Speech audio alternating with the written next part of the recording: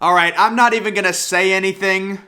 I'm just gonna let this video play and react to it.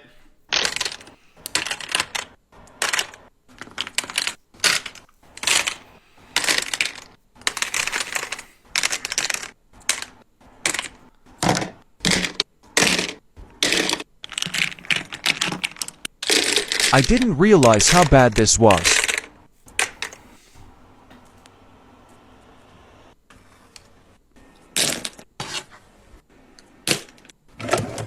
They are literally everywhere in my room. So that video, I guess, was filmed by a girl, and she's like, listen, I have a problem. Gee, you think? I think that girl would have the Guinness World... No, she would. That is 100%. The Guinness World Record for most vape pens. The craziest part of that video was the noise of the vapes actually clinging together got annoying. And it wasn't because that's an annoying noise. You know, you hear two vape pens clinging together. It's just whatever. It's just clutter. It was happening so many times because she had so many, the noise started to get annoying. It was more and more and more and more. And people were wondering, is this fake? Did she just get a bunch from someone? I don't know, man. It is, if she seriously, you know, that is, like, there's a lot. There's out of control. And then there's whatever this is. This is next level. You've got about 1,000 vape pens. How can you even possibly... You would have to, you know, breathe. You would have to be on those things every single day for about 10 years to run through all of those. Oh my goodness, the vape pens, yes. We used to have them at school and stuff like that. How about, what is this? McDonald's overseas shitting on the American ones. Look at this meat. Oh my God, these people, man. But no, this is guys, take a look at this McDonald's meal from... What is this, Italy? I don't know, I'm just making it up, but somewhere overseas, they've got, is that a parfait in the bottom left? What is that? I'm gonna be a little disappointed if it's an ice cream sundae. I was thinking maybe they have McDonald's yogurt now, if this is the case, and they've got McDonald's chicken wings. I'll be honest, probably wouldn't be interested in the chicken wings, you know? The McNuggets are just a little bit better for me. Guys, when I was younger, I vividly remember this. We went to McDonald's maybe once every few weeks, and then the whole thing with McDonald's, it all came out, and then people stopped going there. But when I was younger, I'd get McDonald's, I'd get the McNuggets every time. I never would get Big Macs, or I don't even know I guess people get quarter pounders too, but I would always get the 10-piece McNuggets with sweet and sour dipping sauce, and I would also dip the fries in the sweet and sour. The sweet and sour, you gotta be getting that. And then, yeah, so the breakfast for McDonald's. Guys, apparently, I was younger, we were going to McDonald's for breakfast. Normally, I had always gotten the cinnamon bites, yes, the little cinnamon things. It looked like there was, you know, I'll be honest, it looks like there's cum on them, but it's just, you know, white frosting, whatever. Those things were amazing. I think they discontinued them, but one day I decided to get I thought it was a regular breakfast sandwich, but apparently they infuse, and if you've been there, you know this. With some of the breakfast sandwiches, they literally infuse the bread with syrup. And I hate syrup. I bite into the damn thing thinking it's bread. And I'm like, what is this? Like, what? Who infuses their bread with syrup? But people love it. If you like syrup, I'm sure that would be good. Now, what is this here? It's a strike. That's what do they call that? A double strike?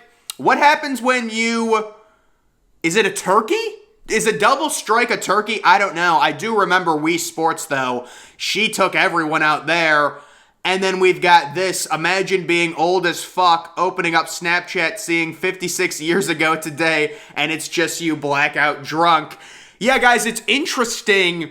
We're really the first generation to, you know, go through social media. So everything in the future, looking back, it's going to be so weird because it's not like a 70-year-old can look back at their Twitter account in 1950 or 1960 and see, there's no way, a lot of us are going to be alive in 56 years. I don't think anyone is, but, at least that's watching this video. But even in 30, even in a few years, it's going to be so weird to look back. It's real interesting. Because we get so used to stuff. Like, most people don't even know a world without social media. They don't know a world without Twitter. They don't know a world without YouTube. But really, this stuff, YouTube wasn't even big in 2010. The iPhone wasn't even invented, really, and got, in terms of actually be able to use it well, in like 2010, 2011, the early versions of the iPhone were terrible.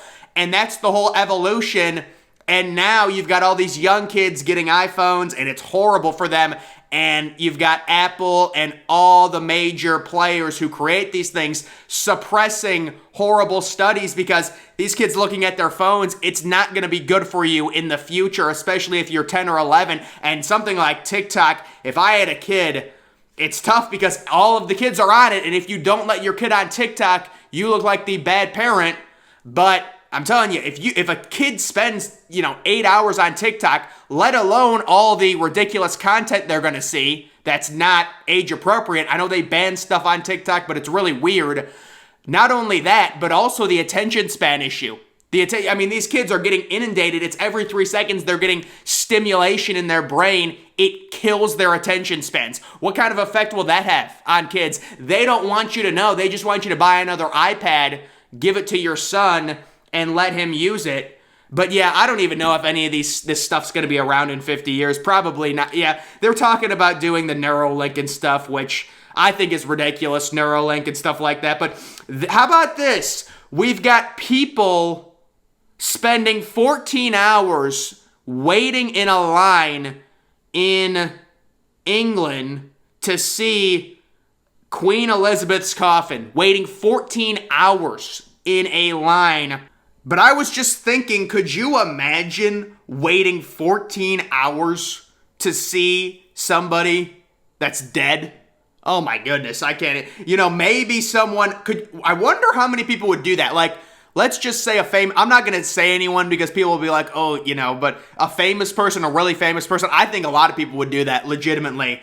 And then this is just something I thought was interesting. So I was looking up the most expensive apps in the world. I haven't been on the App Store in forever. Like, when I was younger, I loved going on the App Store and just browsing. I wonder if that's because I've gotten older or if most kids don't do that anymore. But I used to love going on the App Store. I haven't browsed the App Store in probably 5 years. The only apps I download come from me seeing the app being used on YouTube, finding it through someone talking about it on Reddit, or some other way. Like, I'm never on the App Store looking for apps and being like, that looks cool, I'm going to download that. Maybe weather. I love weather. I like looking at it. So look at this. This is a football app listed for $999.99, basically $1,000. But it says launched in 2011, so I'm guessing this app is not around anymore. If you look at it, it looks like the way old iOS, like 2012. By the way, guys, I swear to you, there's this app on the App Store that I found, and I think I started Minecraft. Well, it wasn't Minecraft. I think it's called Eden, Eden.